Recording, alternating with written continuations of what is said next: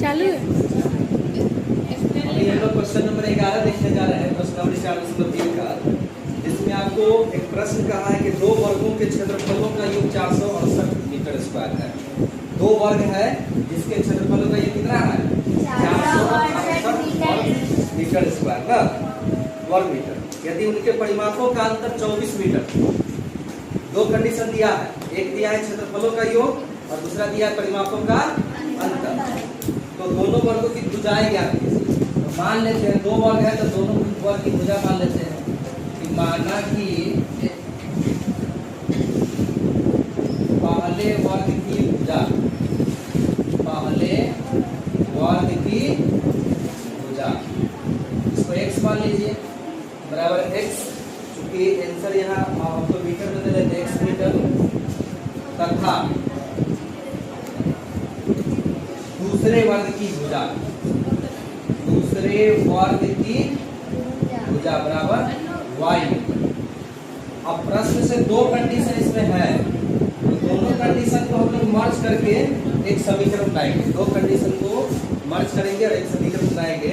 पहला कंडीशन में यानी केस 1 में कहा है कि वर्गों के क्षेत्रफलों का योग कितना है? 468 है।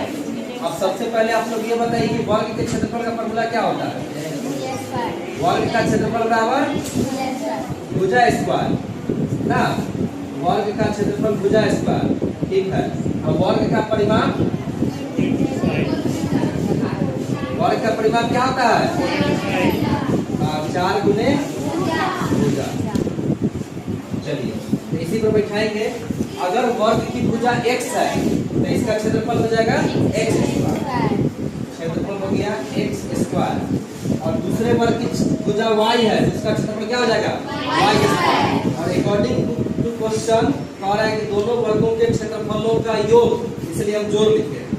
कितना है? 468। इसको मान लेते हैं इक्वेशन फर्स्ट।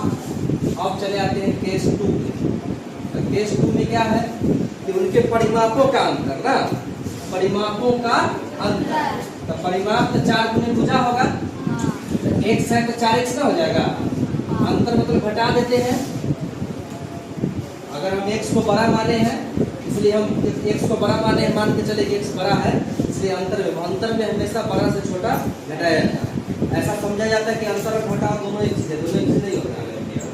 अंतर का बात जब भी होगा तो बड़ा में से छोटा घटाएगा। किसी भी दो संख्या का अंतर कभी माइनस नहीं आ सकता है, लेकिन घटाव माइनस आ सकता है।